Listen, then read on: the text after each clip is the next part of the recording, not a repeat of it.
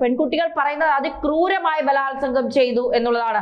Consent പോലും ചോദിക്കാതെ തങ്ങളുടെ ശരീരത്തിൽ തൊട്ടു എന്നാണ് ആ പെൺകുട്ടികൾ പറയുന്നത്.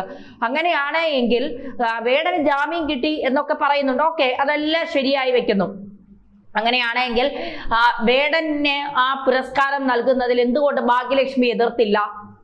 എന്തുകൊണ്ടാണ് ഭാഗ്യലക്ഷ്മി ആ കേസിൽ എതിർക്കാത്തത്? ഇതുപോലെ എത്രയെത്രയോ കേസുകൾ കേരളത്തിലുണ്ട്, എത്രയോ അതിജീവിതമാർ നമുക്കിടയിലുണ്ട്.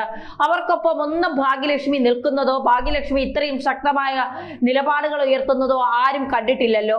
ഈ കേസിൽ മാത്രം എന്താണ് ഭാഗ്യലക്ഷ്മിക്ക് ഇത്ര ഒരു തിളപ്പ്, വല്ലാത്തൊരു പ്രശ്നമൊക്കെ? അതായത് ദിലീപാണ് നിങ്ങളുടെ വിഷയം, ദിലീപാണ് നിങ്ങളുടെ പ്രശ്നം. ഒരു സമയത്ത് സിനിമാ ലോകം മുഴുവൻ അടക്കി വാണിരുന്ന ഫെഫ്കയിലായാലും പ്രൊഡ്യൂസേഴ്സ് അസോസിയേഷൻ ായാലും സിനിമയിലെ ഏത് മേഖലയിലും ദിലീപിന്റെ ഒരു സാന്നിധ്യം എല്ലാ രീതിയിലും ഉണ്ടായിരുന്നു. അപ്പൊ നിങ്ങൾ എല്ലാവരും അന്ന് ഒറ്റക്കെട്ടായിരുന്നു. പിന്നീട് ചില പ്രശ്നങ്ങളുടെ പേരിൽ വഴിമാറിയപ്പോൾ ദിലീപിനെ എങ്ങനെയും പെടുത്തുക എന്നുള്ളതായി ചിലരുടെ ഗൂഢാലോചന. അതിൽ എങ്ങനെയോ ദിലീപ് പെട്ടുപോയി എന്നുള്ളത് ഒരു യാഥാർത്ഥ്യം തന്നെയാണ്. ഇപ്പോൾ കുറ്റം ചെയ്തിട്ടുണ്ടെന്ന് അറിഞ്ഞാൽ മുൻകൂർ ജാമ്യാപേക്ഷയ്ക്ക് പലരും ശ്രമിക്കും. പക്ഷെ ദിലീപ് അതുപോലും ചെയ്തിട്ടില്ല എന്നുള്ള യാഥാർത്ഥ്യം മനസ്സിലാക്കുന്നില്ല ഈ പറഞ്ഞ് നിലവിളിക്കുന്നവർ എന്നുള്ളതാണ്. ഇവർക്ക് എങ്ങനെയും കോടതി ദിലീപിനെ ഒന്ന് തൂക്കിക്കൊന്നാൽ മതി. തെളിവുകൾ കോടതിക്ക് മുന്നിൽ വേണ്ട.